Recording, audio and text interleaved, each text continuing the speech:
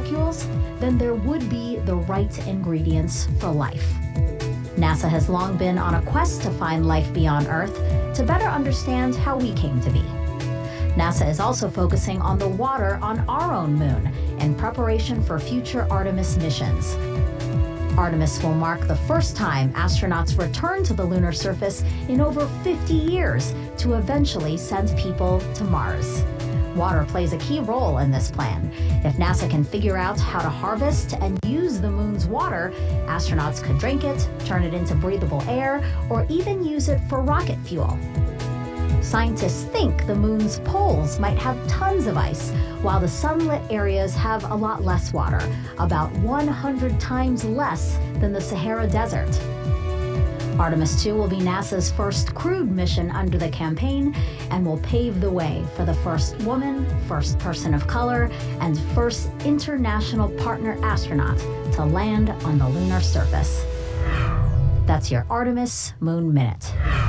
You know, Jenny, it's just incredible to see all that NASA is trying to accomplish across our solar system. It really is amazing. And all of these different missions and all the things that NASA is trying to do, they really play into each other. Everything that we learn about the moon is going to help us understand things about our solar system, and it all just kind of feeds into each other. Yeah. It's awesome. And actually, to hear more about some of our agency's goals, let's head back to Tony with her next guests.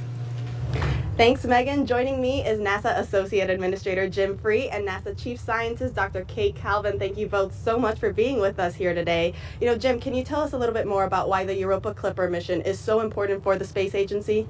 Sure, absolutely. So everywhere on Earth that we find water, we find life. And we believe that Europa has the conditions that are suitable for life: the water, the energy, the chemistry, the stability. And that is, first of all, very exciting from a scientific perspective as I stand next to the chief scientist, but it's also just exciting about what we're going to learn about Earth itself and just how this advances the field of astrobiology as well. So it really does go to our innovating in air and space at NASA. Absolutely. And Kate, you know, Hurricane Milton delayed the launch of Europa Clipper, and already this year there have been 13 named storms, with another hitting Florida only a few weeks ago. As we get ready to send the spacecraft to study its ocean world, its climate and environment, can you reflect on our own climate and the increase in storm activity? Yeah, so Hurricane Milton and Hurricane Helene before it had devastating impacts across Florida and throughout the Southeast. And our focus right now is making sure that we can get information to first responders so they can help with recovery efforts. At the same time, scientists are studying hurricanes so that we can better understand how they form, how they've changed over time, and use that information to better predict future storms and plan for the future. And what we know is that climate change is leading to a higher proportion of strong hurricanes. So of the hurricanes that form, more of them are categories 3 through 5. And we're also seeing more heavy precipitation events, so more heavy rainfall associated with hurricanes, which can have really severe flooding effects. And so we're focused now on helping first responders, but also thinking about how we can better plan and prepare for the future. Absolutely. Jim, going back to Europa, is Europa one day, a target or a goal, a destination that NASA is perhaps one day interested in sending astronauts to? It's not a very kind place for human beings with the radiation environment that it has. So what it does set up for is our robotic explorers, which we have done throughout the entire solar system, and now with Voyagers even going beyond that. But while Europa Clipper is exploring Europa, we'll have crews at the moon, further understanding the formation of the moon and how the formation of the solar system as well. So it's a complementary effort that goes to our whys at NASA, which is science, national posture, and inspiration. So we'll be doing that with both the Artemis and the Europa missions. Thank you guys both so much for joining us. Megan, back over to you. Now, the Europa Clipper mission has captured the attentions of people all over the world, even a beloved coach from the show, Ted Lasso. Hey everyone, I'm Brendan Hunt, and I'm not a real coach, but this is a real beard. Today you have teams of people gathered for the launch of NASA's next big adventure, the Europa Clipper mission. I can only imagine how much teamwork it took to get here. Collaboration and trust between scientists, engineers, and experts from various fields working together to ensure every aspect of the mission is meticulously planned and executed. Everyone involved has to believe in each other and in their collective capabilities to drive the project forward. There must be a sense of curiosity in order to push the boundaries of exploration. pushing people to ask new questions and seek answers to the unknown. And there must be kindness, a willingness to respect each other's contributions in a supportive environment where innovation thrives. Thank you so much to everyone involved in NASA's Europa Clipper mission. This historical project is an inspiration to the country and the world. Teamwork, belief, curiosity, kindness.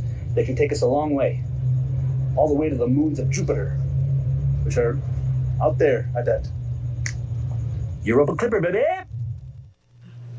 Okay, I love that. I love the So Europa Clipper great. baby at So the great. end. But also, like, yes, while funny, I mean, he really touched a lot on, the things that matter to this team: teamwork, belief, curiosity, all those things. Absolutely, he really gets it. That this mission is spacecraft hardware, but it's really the people, right? There's so many people involved in building this thing, and yeah, it's amazing. Specifically, when he said kindness, you reacted to that. What about that particular word really spoke to you out of that story? Yeah, I think it just really speaks to the humanity. We are all humans. We're trying to do good things here, and when we're kind to each other, it really makes a difference. So him kind of acknowledging how important that is for our team to work well together, yeah, it just means a lot. Yeah, that was a good pep talk. Yeah. Thanks, Coach. Thanks.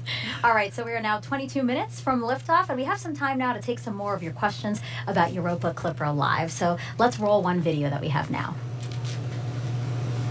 Hello, my name is Liam. I'm in the 8th grade, and I was curious to know, is there any land under the oceans of Europa? Yeah, that's a really great question, Yeah. and we do get that question a lot. So there is actually some land underneath the ocean. So if you imagine you're on the Earth, and you're in the center of the Earth, and you kind of come up to the surface, maybe at the North Pole. First, you'd be at the very center where it's really warm, then you'd go through a rocky layer, then some water, and then the ice. That layer structure is very similar to what we see on Europa. So Got it. underneath the ocean, there is this big rocky mantle. And actually, we think that there may be hydrothermal vents on the floor of the ocean, just like there are on Earth, and that's where life may exist. Wow, okay. Yeah. We can probably squeeze in one more. This one's also Sure. on Instagram. Do rockets travel at the same speed in outer space? It's a great question. So when they're traveling through the atmosphere, the air slows them down. They have resistance from the air, but once you get into space, you can go a little bit faster for the same amount of, boost. Additionally, once we get into space, our spacecraft is going to go about somewhere between 10,000 miles an hour and 100,000 miles an hour, depending on where it is in the solar system. So we kind of have a huge variety of speeds that we end up at getting out to Jupiter. Wow, thank you for Yeah. that. Again, thank you for your questions. #AskNASA. Okay, we're coming up on another fueling milestone. Let's check back in with Daryl and Mick. All right, thank you very much. And fueling going well right now. We're watching some telemetry on our screens right now. We've got RP1 on the first stage, about 75% complete, about 70% complete on LOX also on the first stage, but we're almost done loading the RP1 on the second stage. Yeah, stage 2 RP1 load complete, should be finishing up here shortly and getting ready for LOX load on stage 2. So things Stage 2 continuing RP1 load is complete. There we hear the call out for a complete of RP1 on stage 2, but things are moving forward with propellant loading, getting ready for launch. And now you see that LOX being vented out of the booster, which is condensing the warm Florida air here, which we have a beautiful day today, so it's really the only cloud that's in sight. Yeah, it's a beautiful sight that you see there on your picture of on the screen of Falcon Heavy, looking really good as propellant load continues. As we look up there, you can see towards the top where Europa Clipper, the spacecraft and the star of the show, is sitting inside of its fairing. You can see the NASA logo at the top, and on this view you can see the Europa Clipper logo, which is just below it, which is a pretty neat design that they made. I want to give you a little closer look at it. It was designed by the JPL team. Cynthia Phillips says she designed it to be something beautiful, something abstract and representational. We actually have a shot of that graphic, if we could pull that up, and there it is. It's a nice logo. The blue-white color scheme represents water ice, the elements on Europa being studied by the spacecraft. The shape looks like a snowflake or an ice crystal, and those two V-shaped portions represent the flybys, each pass of Clipper as it swoops in and then retreats. And then the dot in the center can be Europa, and the star shape can be the spacecraft. They put a lot of thought and design into this logo. Yeah, it's a beautiful logo. Everybody is on board. It's just incredible to me how much the team, the community, and everybody's just excited about this mission and science, as Jenny was saying. And I know she's excited for this also, she and the JPL team. But beautiful logo.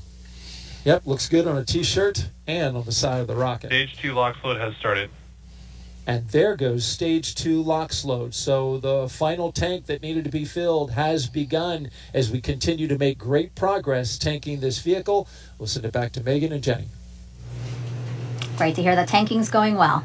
All right, NASA's ambitious journey to Europa has inspired U.S. Poet Laureate Ada Limon to write In Praise of Mystery, a poem for Europa. It is such a powerful piece. Please check it out.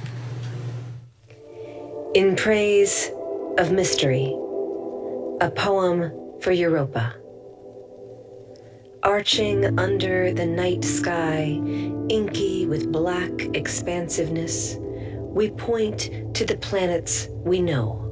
We pin quick wishes on stars. From Earth, we read the sky as if it is an unerring book of the universe, expert and evident. Still, there are mysteries below.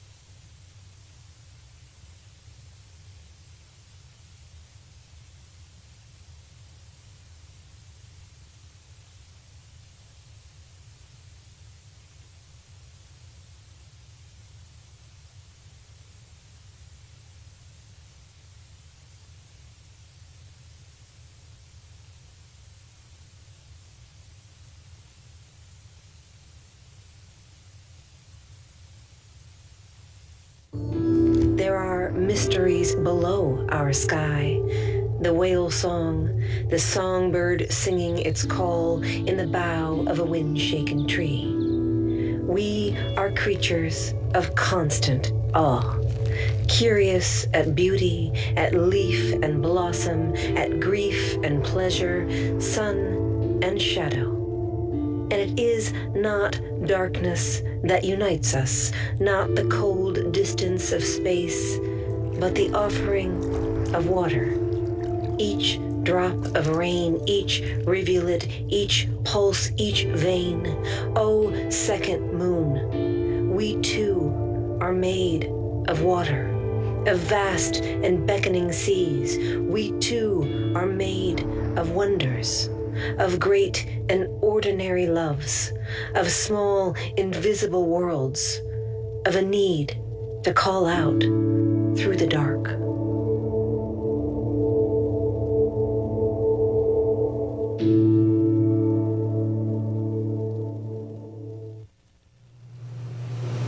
We had a little bit of technical difficulties there. The package paused a little bit, but I still think that you could really feel how powerful that piece is. And now we're so lucky to have Ada Limon here with us. Thank you so much for being here. That was so moving. I was getting goosebumps. Oh, thank you so much. It's such an honor to be here. Such a thrill. I want to ask you, what made you want to write about Europa, and how did you find, I mean, truly the perfect words for that piece? Oh, thank you. I think for me it was so incredible to be invited to write this poem. And when I was struggling with this incredible prompt and this incredible ask, I realized that it's not just a poem that's going to Europa, not just a poem that's on the Europa Clipper, but a poem that's for us. It's a poem for everyone here on Earth. And that was really important to me as I tried to choose the right imagery and the right language. Mm-hmm. Not a tough ask at all. No, not at all. And not only that, but we're taking your poem with us. Yeah. So we have here a replica of the vault plate. This is the plate that's going, that is part of our vault on the spacecraft that's protecting all the sensitive electronics from all that radiation. And it's written in your own handwriting. Yeah. How does it feel knowing that a piece of you is going to Europa? You know, one of the things that I keep focusing on is that it really is a poem for all of us. Mm-hmm. But when they asked me to do it in my own handwriting, my grandmother had passed away a year ago. She was the one who taught me to really make my handwriting as perfect as could be. And every time I look at this piece, I feel like my grandmother is part of this project too. I heard you had to rewrite it a few times to get it just You right. think? Yes, many times. The handwriting is as beautiful as the poem itself, I assure you. Thank you. And what do you hope people take away from this? You know, I really hope that as we embark on this incredible voyage together, that we are reminded of the wonders all around us, that it's not just in these huge moments of exploration that wonders exist, but that they are everywhere around us all the time. And we can't be lonely if we are all connected to this universe. Well put. Thank you so much. And I mean, one other note that I want to point out is, Jenny has always talked about this, that mix between science and art. I mean, really, there is a connection we should be talking about. Yeah, I think that it's so important. In fact, we do ourselves a disservice when we separate arts and science because we're connected by curiosity and wonder. Perfect. You are so well spoken. I see why you're the U.S. Poet Laureate. Ada, thank you so much for being here. We really appreciate it. And thank you for the beautiful piece of poetry you gave us for this mission. Thank you. Thank you. It's been the honor of my life. Thank you. Thank you so much. If you are inspired, really, as Ada was, to write about our universe and you want to write your own poetry, the QR code on your screen now is going to take you to a space poetry writing activity brought to you by NASA JPL. All right, another check of the clock. We are now 11 minutes, 51 seconds and counting from liftoff. Jenny, let's squeeze in a few more NASA social questions. What do you think? Absolutely. I'm ready for them. Okay, let's pull the one up on the screen right now. This one is, how can we convert images to evidence of valid life and organisms if it's proven the next steps? Absolutely. So, Europa Clipper is not a life detection mission. So we're not trying to prove that there is life there now. But what we are trying to do is characterize if this could be a habitable environment. And so, but even so, the images that we're going to get, we learn so much from images. Even just, looking at a photograph of the surface tells us a lot about the geology, why the surface looks the way it does, why it looks like that. That can tell us what's going on underneath that causes the surface to look that way.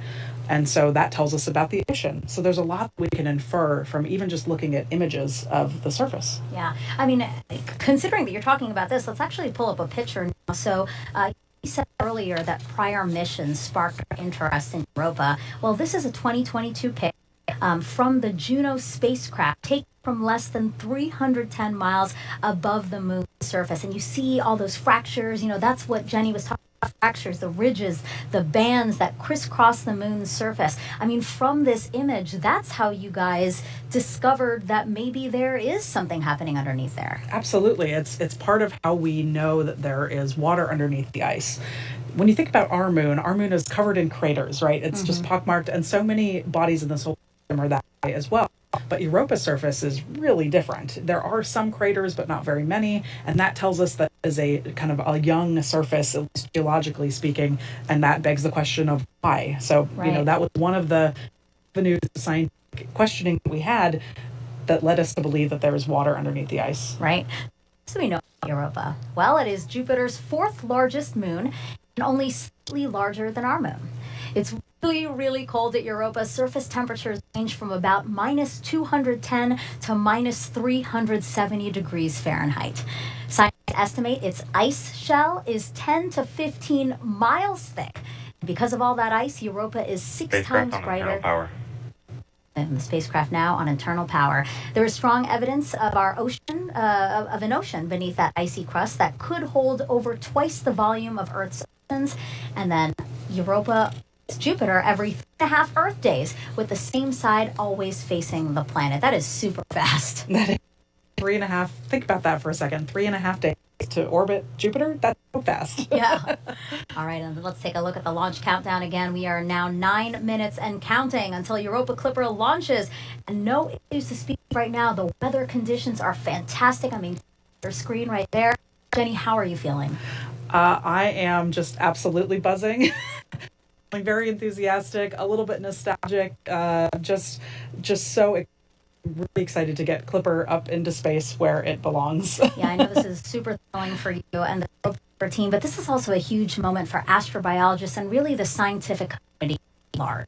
Absolutely. So astrobiology is kind of the study of how, life is distributed around the universe. RP1 load is complete.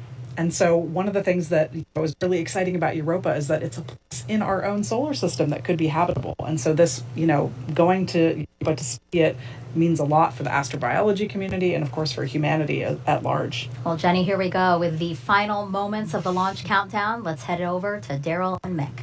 All right, thank you very much, ladies. And here at Hangar AE, we are continuing to monitor the launch countdown. And so far, we're at minutes and counting. We're listening to the launch teams. They are monitoring some temperature data coming from the second stage LOX line that goes to the engine there. They're gathering data. Keep an ear and an eye on that. So far, everything else looks track okay. Yeah, everything's proceeding forward with propellant load, and we did hear that stage 1 RP1 is complete on the 3. So things are continuing to move forward there, and propellant loading will be finishing up here shortly as the team gets the vehicle ready. The team at JPL and Calif also on console for their space just shifted their spacecraft to internal power. Yeah, they started transitioning into internal power. We'll get full confirmation of that in about 2 minutes, but things are good to go, and things are looking good. Preparations for the spacecraft to move forward. Engine chill has started. There we hear the call for booster engine chill started on the 27 Merlin engines, getting ready for a liftoff at 12:06 p.m. today. T-minus 6 and 45 seconds in counting for liftoff of SpaceX's Falcon Heavy rocket with NASA's Europa Clipper spacecraft. At the very top, it is a beautiful day here in Florida for launching a rocket. NYRP1 load is complete. As we wrap up loading the RP1 in the first stage boosters, we've just seen all 3 go completely filled. Now we await for all 3 of the LOX tanks inside the first stage booster to get to their full point. You can tell they're most of the way there. As you look on your screen there, you see the icy cold rocket condensing that Florida air.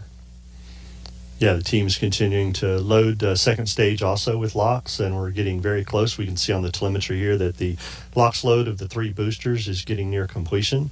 The team is continuing to follow the procedures and look at the vehicle, make sure that we are good to go for a launch at 12:06. But things are progressing per the procedure, Daryl, and all is looking good for a great launch with this beautiful weather that we have at Launch Complex 39. Coming up next, we are going to start configuring the tower, the strong back from the rocket. That happens in a little less than a minute. We just heard from the SMD and NOM that the spacecraft is verified on internal power, and things are looking good for the Europa Clipper spacecraft.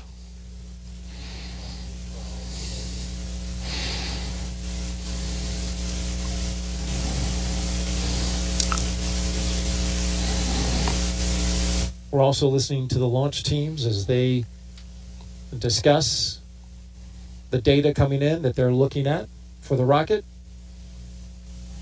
The teams continue to follow the procedure, as I said, and work the loading of propellant, finishing up the topping of the 3 boosters and the second stage. As we mentioned earlier, the 3 boosters are expendable fully. They will not be coming back for landing today. SpaceX is getting the team ready to launch this vehicle today. And you just heard the call out that the strong back is retracting.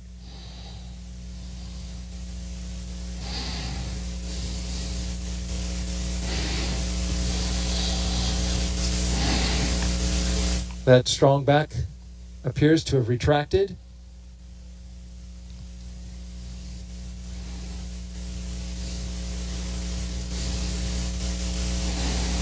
So we're getting some discussion on the nets regarding the second stage. NY LOX load is complete. As we just got completion of LOX load for the Y booster. We're looking for now the center core and the plus Y.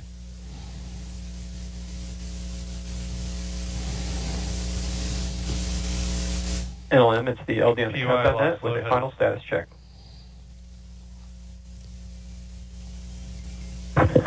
Yes, LD, this is NLM on countdown 1, NASA spacecraft, and the NASA team is go for launch pending resolution of the anomaly. Copy. Go pending outbrief of the issue being discussed on the anomaly net. Affirmative. Okay, Tim, so they've mentioned that they're working an anomaly. Tell me a little bit about it. Yeah, so as we mentioned, they're monitoring some temperatures on the second stage, and things are the teams continue to look at that as they continue filling second stage with liquid oxygen.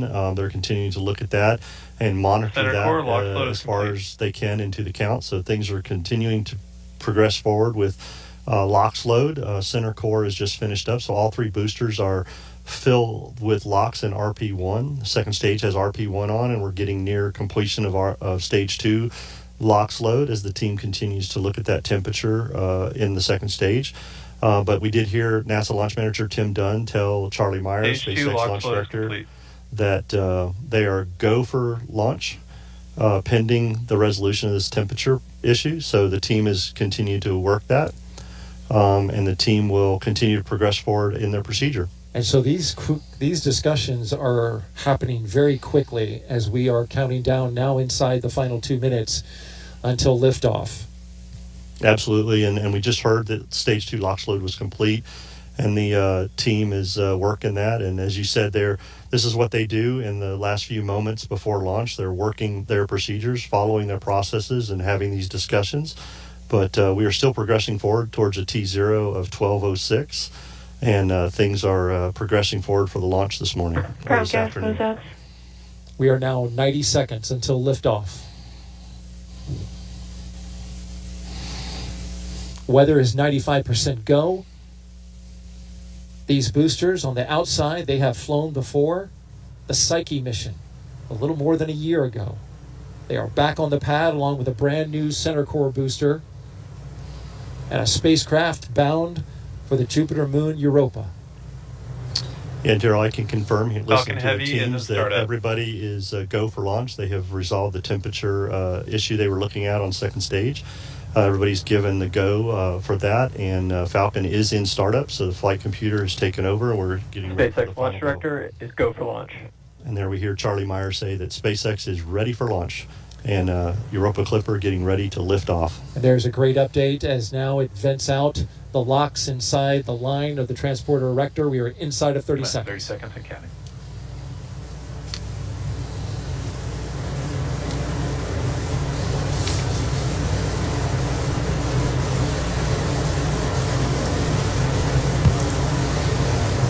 Minus 15 seconds and counting. And here we go. 10, 9, 8, 7, 6, 5, 4, 3, 2, 1. Ignition. And liftoff. Liftoff of Falcon Heavy with Europa Clipper, unveiling the mysteries of an enormous ocean lurking beneath the icy crust of Jupiter's moon, Europa. Engine chamber pressures are nominal.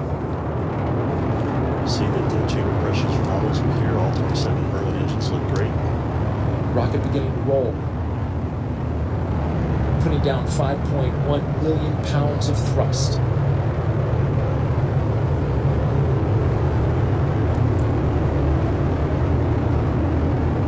Coming up, they're going to back off those engines just a bit. So we're getting ready to head into max Power and telemetry nominal. We hear that power and telemetry on the vehicle are good there. Everything's looking really Falcon well. Heavy is supersonic. They have reduced power in the center core to get through max Q, maximum dynamic pressure on the launch vehicle as we approach that. The 2 side boosters at full throttle. A beautiful shot there as our camera team. Max Q. Locking into the rocket on a clear blue sky. The view from the booster camp, back down on Earth. And there we heard the call for max Q. The vehicle is passing through maximum dynamic pressure. Next thing up in about 2 minutes will be booster engine cutoff, where we see the 2 side booster engines, all 18, shut down and get ready for booster separation. But the vehicle is performing very well. Looking at all the telemetry that we have, power and trajectory are nominal. We've been flying for just under 2 minutes so far. Everything looking good.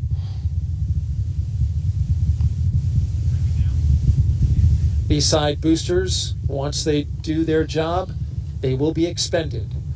If you're familiar with the Falcon Heavy, you know that they bring the boosters back on certain launches, but not on this one, because all of the performance is needed to push Europa Clipper into its proper orbit.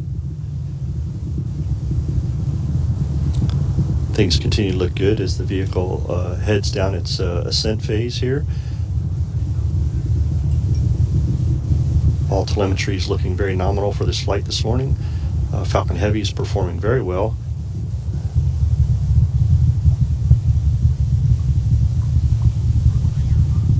Now we're just about 30 seconds away from separating those side boosters. Their engines will cut off first, then they will separate. MVAC is chilling. Starting to chill down that MVAC-D engine in the second stage. And that's where we need to get the engine chilled to the proper temperatures before flowing liquid oxygen and RP1 into it. So they're conditioning the engine to make sure things are ready for when it's ready to start up. Stand by for booster separation. Booster engine off. Side booster separation confirmed. And there they go.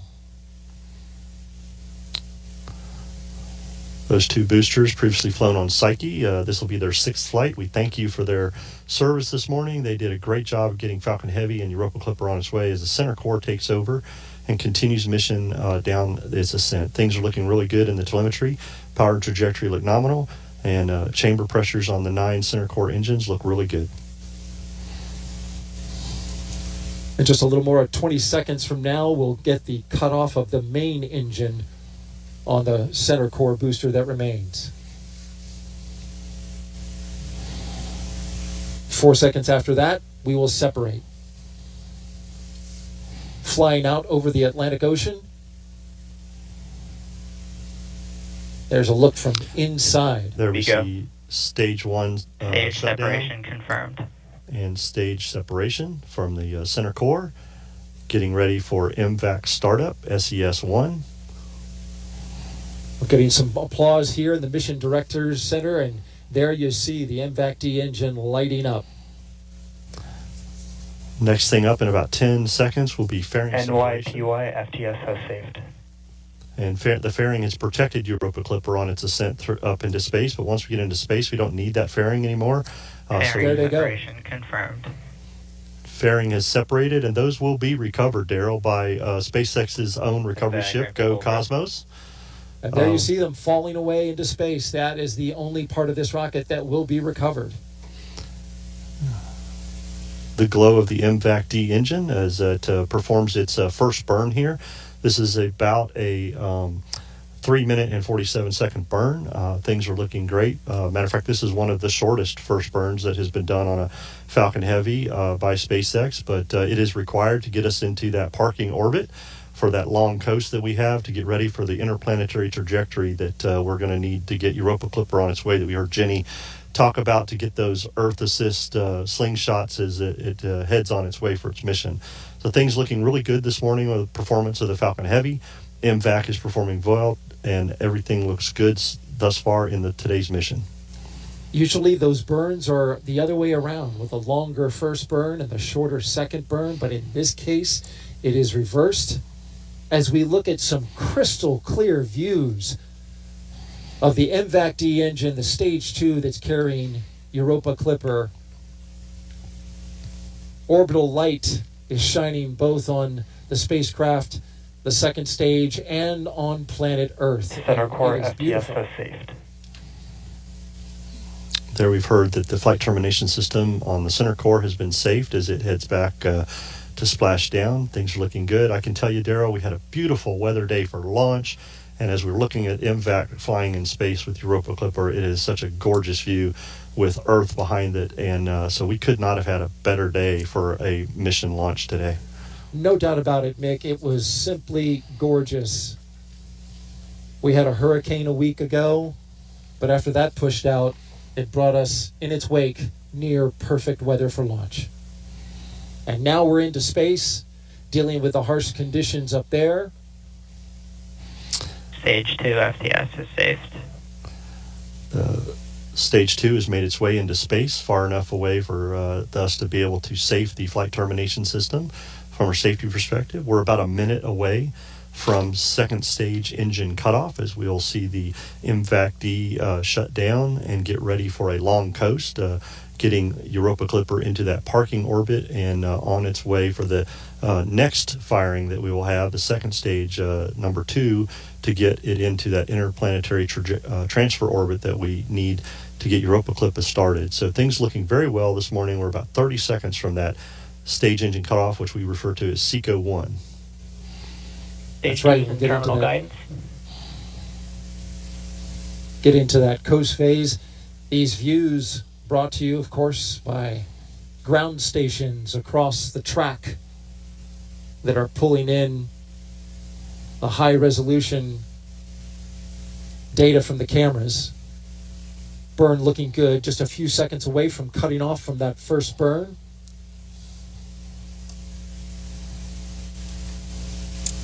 And there it goes. The first burn is complete. Yep, things look really well on the stage burn result. Apogee, perigee, and everything for the mission looks really good. Engine performance, very well performance by the second stage for this first burn. And things continue to look good as we head into this long coast for this parking orbit. It's a long coast, and we'll hit that second burn. Roughly 3 minutes and 21 seconds long. This one was roughly 3 minutes and 9 seconds. And Mick, you saw the data from it. All looked pretty good. Then there you go. The confirmation. We're hearing confirmation that we have nominal orbital insertion. As we were looking at the telemetry here, Daryl, that things looked very good. Stage 1 and Stage 2 performed very well on that ascent flight. And we'll continue to follow Stage 2 to get ready for that second burn. And then, of course, what we're really looking forward to, Europa Clipper separation. It's going to be a beautiful moment. If the pictures are as clear as we've seen so far, we will see it in all of its glorious detail. All right. We will continue monitoring the coast phase of the second stage with Europa Clipper. And we will bring that to you. Of course, any updates that we have, we'll check back in with you in a little bit. But for now, let's send it back to the host desk with Megan and Jenny. Oh, wow. I mean, if you're just joining us, welcome live to Kennedy Space Center in Florida, where we just saw a SpaceX Falcon Heavy rocket soar off the launch pad with the Europa Clipper spacecraft. I thought... I'm surprised you're here and composed, to tell you the truth. Yeah, you did a good job of keeping me upright watching the launch. Yeah, how are you feeling? How was it to see that and feel that, too? I mean, that was honestly one of the loudest and most powerful rocket launches that I've personally felt here on the Cape. It was very emotional in a good way, right? Just kind of overwhelming with just the awe of it, and that it's finally going up into space, and I feel almost at a loss for words. Yeah, I know. She was like, I am sobbing. She just kept saying, I am sobbing. I am sobbing. But everybody can understand that, right? I mean, and this is one of my favorite parts of being part of the broadcast, because I do get to watch it with the co-host, and really, this is so much of your life that you're seeing culminate in a rocket launch. It is. It's a huge, again, it's almost indescribable, just the amount of time and effort and all the people involved that got us to here, and to witness that moment is just unlike anything I can describe. And can you believe it? We are still very much at the beginning of this spacecraft's journey. It is headed for Jupiter's icy moon Europa, which scientists believe could be the best chance of finding the ingredients for life outside our planet. It will take the spacecraft 5.5 years to travel the nearly 2 billion miles to Europa. This is a mission developed by NASA's Jet Propulsion Laboratory in California and Johns Hopkins University's Applied Physics Laboratory in Maryland. Now, Jenny, why does the team think that Europa is the best chance of finding those ingredients for life as we know it? Yeah, on this planet, everywhere we find water, we find life. And so, that we think that there's this massive ocean of water underneath the ice on Europa is just, how could you resist, So we think that Europa has that water. That's one of the key ingredients for life, along with the chemistry and the energy and the time. It's been kind of simmering away for a long time. Sure. It's a great place to go explore. And how exciting would it be, right, if we could verify that there are the makings of life as we know it on Europa. So let's dig into the science that is going to make this possible. We have several ocean worlds in our solar system. And by exploring Europa, we're getting a taste of what these ocean worlds are like. Europa probably has beneath its icy surface a global ocean of water. We think there are thermal vents in this vast subsurface ocean.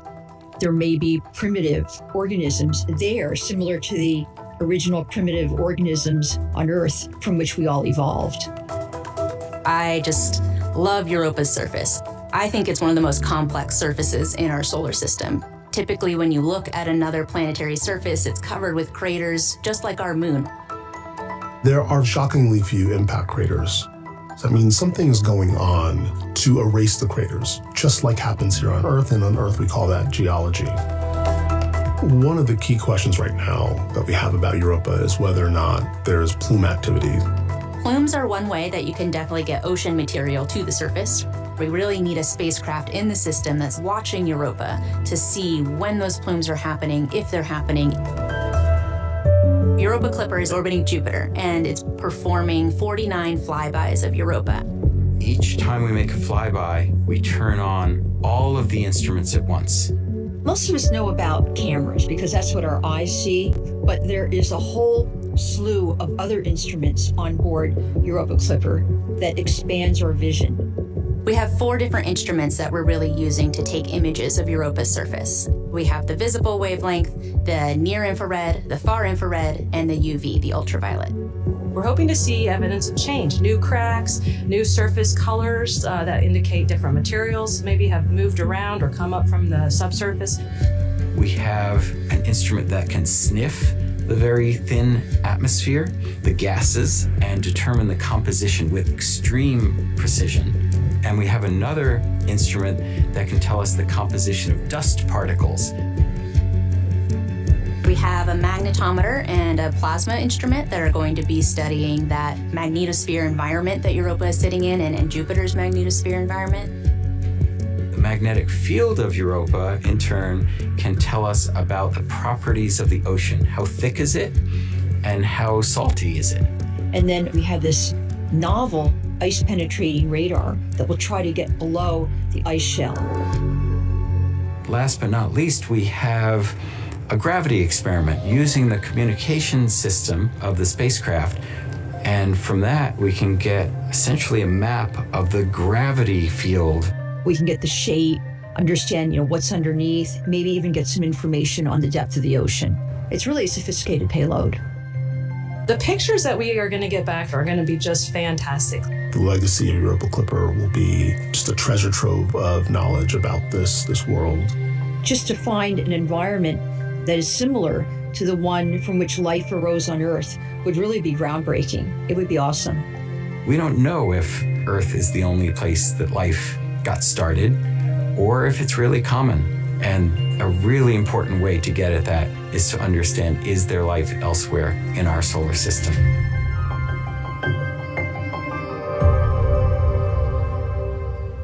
And we were proud to host JPL directors here at Kennedy for launch. She's with Tony now, and they both had a spectacular view of launch.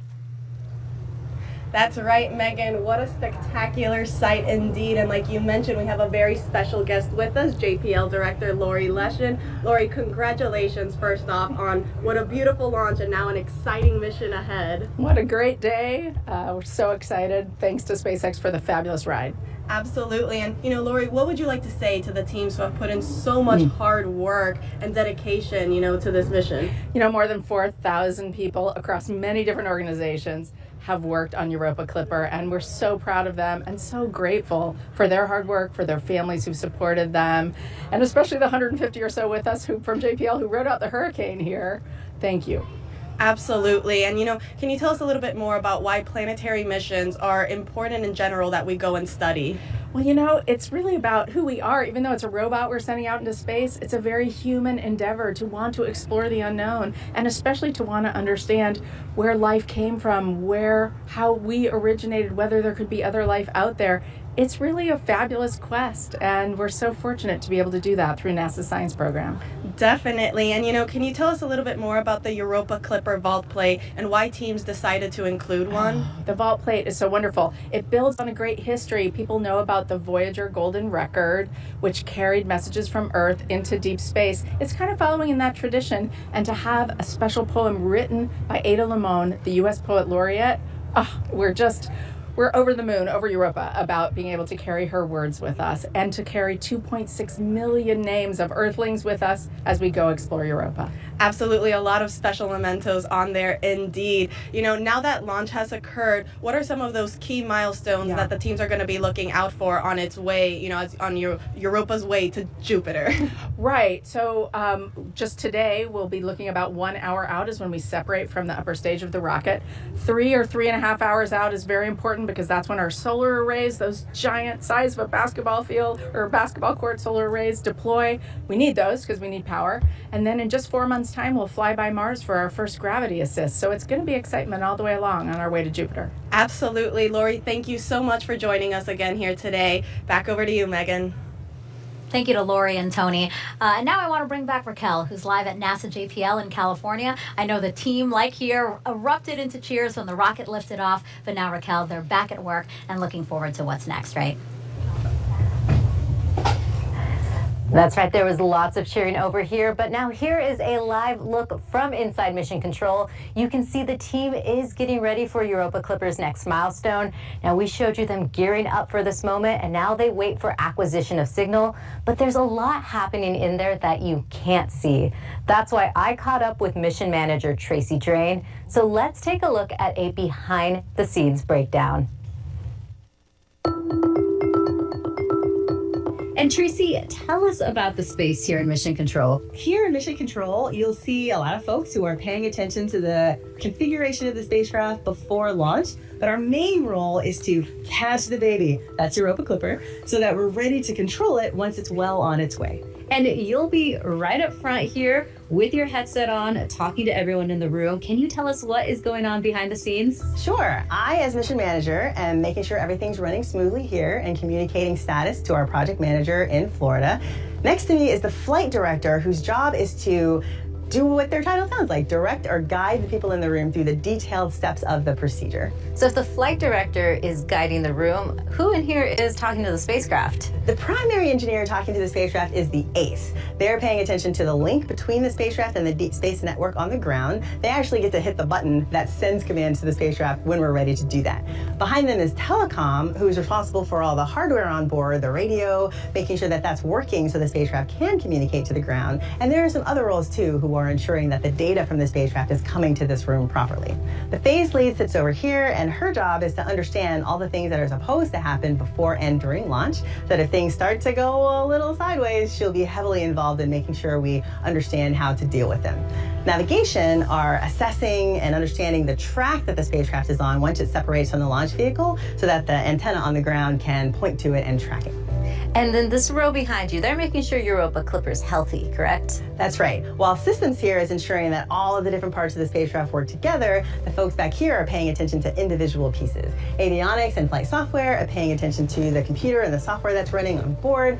Fault protection is ensuring that if something ran on board in response to a problem, we understand what that is. Power is ensuring things like the solar array and the battery are producing enough energy for the spacecraft. Thermal is making sure that everything stays within the right temperature ranges. Propulsion is noting everything that has to do with thrusting on the spacecraft is working. Then guidance, navigation, and control and motion behavior are ensuring the spacecraft is pointed in the right direction and moving the way that it should. And there's a special role here too, the test bed. Can you tell us a little bit more about that? Yeah, the test bed is a set of hardware and software components in another room that we have 2 of them set up like a simulation of the spacecraft, so that if things go a little bit off kilter, then we can use them to troubleshoot what's going on. And there's one more thing I'd like to ask you about. There is a tradition here at JPL that involves some snacks. Could you tell us more about this? That's right. These are the Lucky Peanuts. And as the story goes, back in the 60s, an engineer was handing out peanuts during a launch just to ease the tension in the room. That one went really well, and so now, as our tradition is, we have Lucky Peanuts with every major event. Lucky Peanuts! Thank you so much, Tracy. Absolutely, it's my pleasure. Thanks for having me.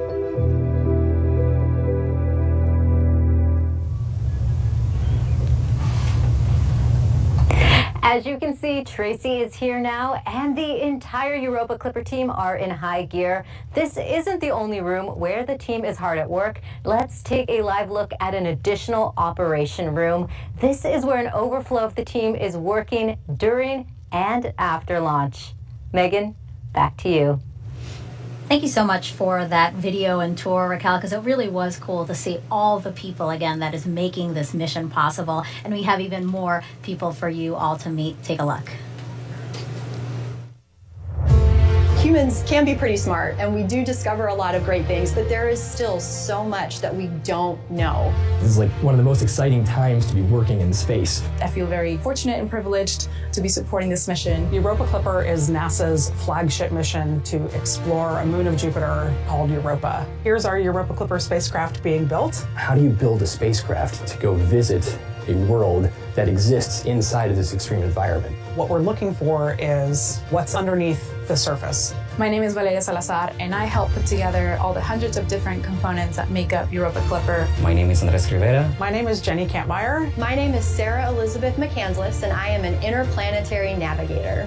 I'm Deepak Srinivasan, and I work to make sure that we can communicate with the Europa Clipper spacecraft. And making sure that Europa Clipper makes its way to Jupiter safely. I work on Europa Clipper, helping science fiction become science reality.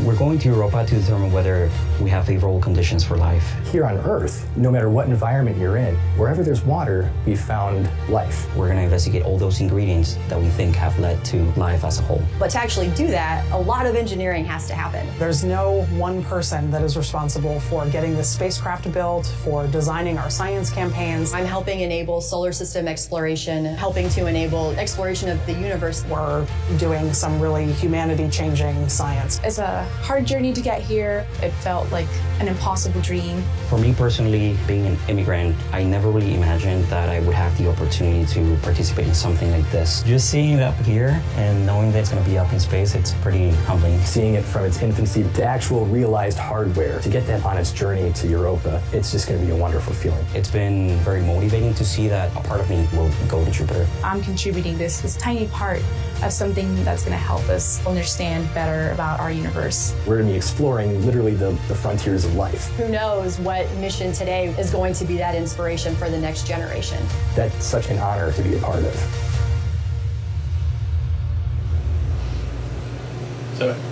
Jenny, I love how emotional you get every single time we see some of the members of your team. And what's incredible is, you know, we did meet a lot, but that's still a fraction of the people who work on this mission. Absolutely, and it's like a fraction of a fraction of a fraction. I mean, we totaled it up recently, and there are thousands of people who have worked on this project over the years, so it's amazing. Well, and you said some people have been working towards this mission for 25 years, so that is really easy to believe. Absolutely, and you know, every single one of them has worked really hard for this day. Oh, wow.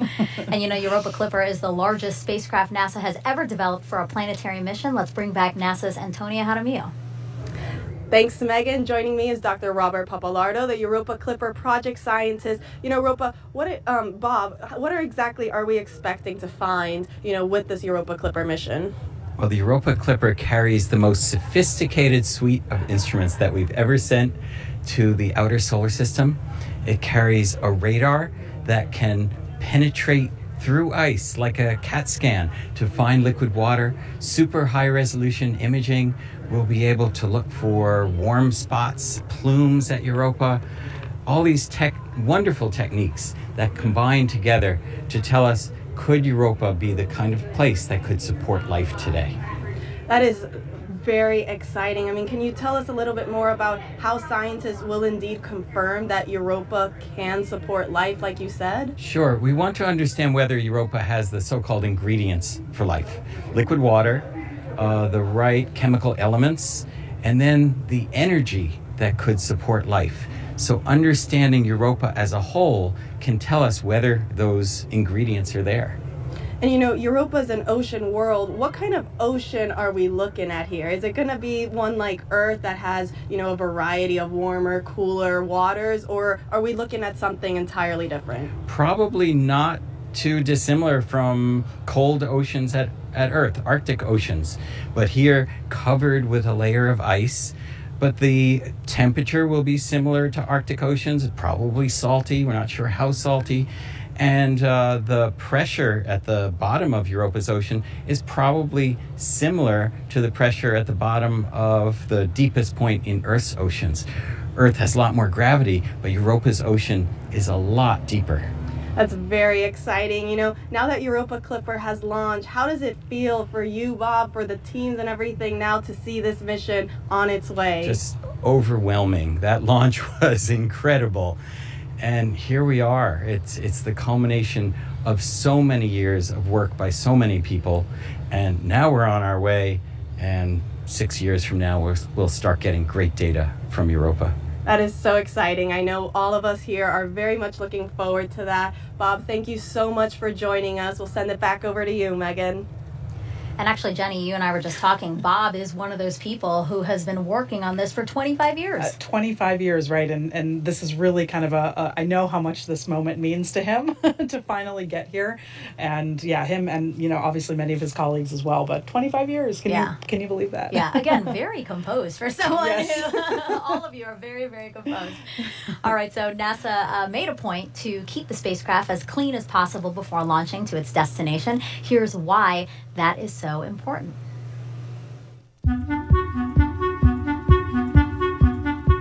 I have the coolest job on Europa.